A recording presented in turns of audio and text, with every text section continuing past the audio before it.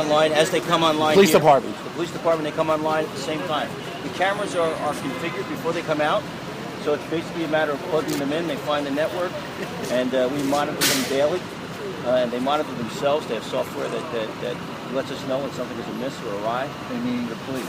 Well, no, it's not that type of physically watching them. Police are not brought into this unless they're brought into it. They have a very strict criteria for when they go in, and there are audit trails that monitor everyone who's in the system. So it's a fully protected system. Otherwise, they wouldn't accept it. Right. Do you gentlemen mind coming on in for a moment? No, better order, I'm sorry. Or we can go by size, whichever way you guys want to do it. No, I don't want to do it by size. I'll go first. I'll leave. I'd rather not do it by size.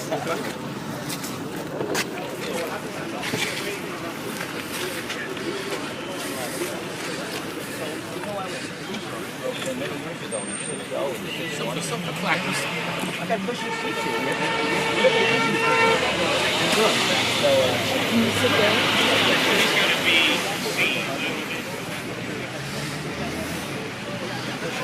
So this has all the communications. This goes to the crime scene. Because not only are your cameras in this network, the 6,000 cameras is also in here. So sometimes we're assisting fire chiefs, fire marshals, we're assisting hotels in the city, or we're working on a crime scene. Let me ask you, we had a tragedy down the block where someone was killed by a fire, a person was never apprehended. Can these zero in You can license digitally plates? zoom. These are fixed lenses. These are all fixed lenses. You set them for sort of an optimal focus. You want to get stuff far away. You can zoom in. You may catch the vehicles depending on the distance. I have to have the engineers tell me exactly at what distance we start to lose license plates. But you can catch more. If the vehicle had the accident and then proceeded to come through the intersection, we able to look at the intersection. That's where the effect it's as much as color, make of the vehicle, and then you narrow them down. Even if you get one letter or two letters. Also, we have cameras, not just there, but let's say 5 blocks away. Yeah. So you can, if the guy's making the turn or going left, going right. No, not just but burglaries. They will look because nobody's burglarizes without a car. They go from nobody runs down the block with large screen TVs. They're getting into a car somewhere. It's all part of the evidence. It's never the witnesses. This becomes sometimes witnesses are reluctant to you identify the witnesses sometimes. You got the person standing there in front of you. This is you don't have to be the witness. So was the NYPD invited to We invited Dedo. And the captain here is Rivera? Rodriguez, yeah, he's out. So, and Police officers that are here. When we told them what we were doing, we said, "Oh my God, that's great." That was there's been the change in headquarters is somewhat remarkable for us. We were sort of kept in the closet, and as sort of an adjunct to their system, because the problem is our system is much larger than the police's own system. It's almost ours is 25,000 cameras. Theirs is 3,000, I think at best. This alone is they stream 6,000 of our cameras. They're benefiting from your system. Well, yeah, we merged the private sector, the apartment buildings. In fact, I'll be meeting 2 blocks from here. I have an apartment building owner who owns buildings throughout the city, and he wants to be part of this kind of network. They call it CSI, where his cameras are shared with the city for drug problems or crime. So it's a great way to force multiply, and the private sector spends the money, and the municipality gets, and they should be part of that. When I do these, when I get a chance to speak at whether it's CHIPS, Community Housing Improvement, which I'm on the board, and other places, I tell them you need to be part of the solution. You just can't stand by and expect the taxpayers to fund camera systems for your building and stage. What do you want? Police officers to stand in front of your particular building? Help out here. So they get it, and they say, okay, how do we help? And I say, well, you help by sharing some of this technology. Let them use the camera when something happens. So it's a private partnership. it's probably one of the best I know of. And I was don't forget I was a I was a civil servant for 20 years. I was a New York City police officer, a detective in the Bronx, narcotics. You know how valuable this stuff can be. I began to work with the owners years ago, and I learned a valuable lesson. A man told me, I said about his building, it was in terrible shape. I said, you know, you seem like such a regular guy. This is almost like, it's almost like you're a slumlord, and I know you're not. And he said to me, Desi, let me tell you something. There's no such thing as a slumlord. No one spends $15 million on a building and lets it turn to crap, and that's the word he used. And I said, he said, I can't fix that door at $800 a pop every 3 days when someone breaks it. I can't continue to call the elevator guy at $1,500 every time he shows up. And eventually I just give up. So having that sort of knowledge, I said, well, okay, so what if we help you? What if we get cameras and then we let the police, because they want to make arrests. That's what they really like, to make arrests. It's their job. And you want to get the bad guy or the bad persons out of your building, and the rest of the tenants want them gone too. Why don't we all sort of work together? So that's where it came from. Is this the one right outside? This is the one we're looking at here. Now, Chase is across the street? Chase is Yes. Right across the street, I think. So we're looking at 4 different... You're looking at 8 different cameras from 2 different sites. Because each site, each unit is 4 cameras. 4 independent cameras. Right. And very unique. In fact, we just got the latest generation of that camera. Came in at the close of the contract, and they actually honored the original cost, because their new cost was higher. And I said, no, just bring them in. So we actually got a much more expensive camera, not much more, $100 or so more, but we got it at the existing rate, because they honored the contract, even though it was about 2 years old, so, which I appreciate. This will we will let your office know, because I think you should, and as will the PD, when there are critical events that these become very valuable, so that the public, your constituents, can see, exactly where the value is coming from, and we'll see how many incidents. We provide video feed.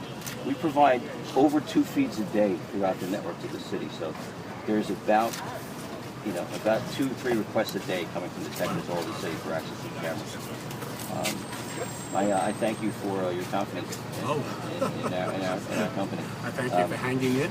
Listen, it was it took a while, bureaucracy a lot of fine quality traits are developed in this process. Oh yes, get to know people. So, well, you know what? Hey, It's easy. To see you. That's my Irish immigrant mother used to say. This is Yankee, the head of the Showman Borough Park. Pleasure. I'm Desmond. Nice to meet you. Thank you. My part. I'm the company that put the cameras up and designed the system. Nice. Very nice to meet you. By the way, Yankee, this is just as one example. Right outside where we are, 4 different cameras in this corner, all different directions. This is, what is this, E16? Well, where's a face? I like to see a face when you can see a face. That's what I want. Well, you got some tough lighting today. You have to make a compromise on a fixed camera. I have one camera in my house, in front of the house. Tough lighting at night. I can see the face and a plate. I can read it. How are you? Hi. Oh, Helene. Pleasure to meet you. You want to come in? Let me make Or some. maybe I'm going to go out. I will step out. Stay in. I'll come out. Yeah, that's the way it works. Come inside. You'll have it for your newsletter. So You see these people walk in here. We needed to zero in after the fact. we have to do some analytics. There's software that helps the people, but it's you're not going to get the can of Coke or the designer label as they walk further and further away. Good to see you. We could see the problem is you can change the lens, and we can get a tighter image, but then we lose more of the broad scape. So you have to make a choice. And you really want to get the street and the sidewalk. You want to get the God forbid the bus or the school bus or something that happened. So there'll be compromises. We may down the road, if the money allows, we can always if they want, maybe the city wants to get involved, we can put in some pan-tilted zooms and other things that they. But there were constraints. We worked within a budget. The idea was to get as many cameras up as possible. What I do want to talk to you about though later is, what do you want the sign to say? We should have a sign on the poles. We're still looking at DOT. We could do it later, but I haven't forgotten about it. And there should be something in case they don't look up, so they know that they've entered sort of a zone. That anybody knows that they've entered a specific Which is zone. always what's part of the message. You're part of the citywide safety. You're entering a citywide safety and a security zone, and You ought to draft something. Let's look we'll at draft it. something Give us back and some forth. ideas, yeah. I'm still DOT. By the way, they'll let me they let me hang a camera, but they're giving me a hard time about a sign. So I gotta work it a little bit. I was going to say, put up more signs. I said, if this isn't an election poster, give me a break here, guys. So. And I'm sorry, what's the range of the distance that the camera can? Well, you probably average about, and we set them out for about a 50 to 75 foot range for your best clarity. As it gets closer, obviously it comes out of the focal range and it goes further away. So, but we can digitally extract the video and then do some analytics and then bring it down and bring it down. The cameras aren't, they're not pan, tilt, and zoom. First of all, I wouldn't be able to fit 4 in the. I'm not a big fan of them either because they never zoom them when they need it.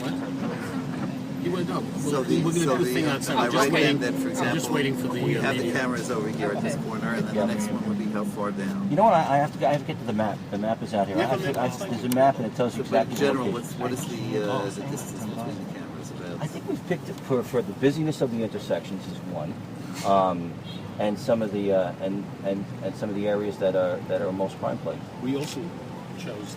But this was your choice. We chose schools. But this was your choice, right? No, these weren't our choices. So who made the decisions on that? We did with the police department. With the police We department. gave the police department 66 and 70 police. Absolutely. That's an important point to that. Absolutely. Look, we were down at police headquarters with the police commissioners.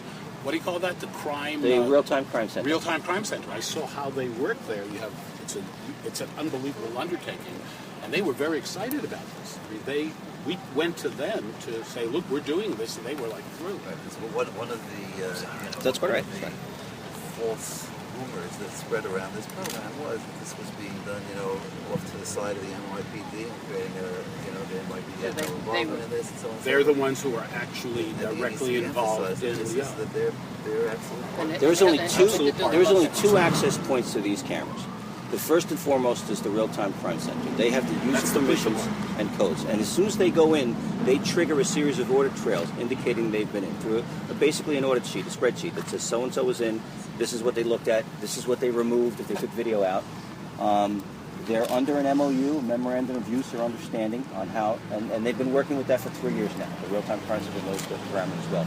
The other access is through SecureWatch's maintenance component, where we go in and physically check the focus on the cameras daily. The cameras also have software that indicates, the devices themselves have software to indicate whether they're having network issues or connection problems, hard drives overheating, or there's something going on with the camera that we need to dispatch a truck to maintain it. The maintenance protocols are unique in the fact that we budgeted several extra full component cameras so that we don't waste time trying to fix them or leave a camera without a pole without a camera. We simply remove them. They have quick disconnects. We take the unit off quickly from the pole, not even, and part of the unit actually stays there. It's a two-piece unit. We take them out, we put the fresh one on, and we take the other one back and we fix it at the service center so that no corner stays unmanaged. That's for 3 years. That contract is probably one of the most extensive I've ever seen in the state. It's a 3-year parts and labor contract, and nobody has to worry about anything but SecureWatch for the next 3 years on those cameras. Great. Okay, So if people aren't here yet, I know you. We obviously they're all on their way. I appreciate it. Please don't be silly.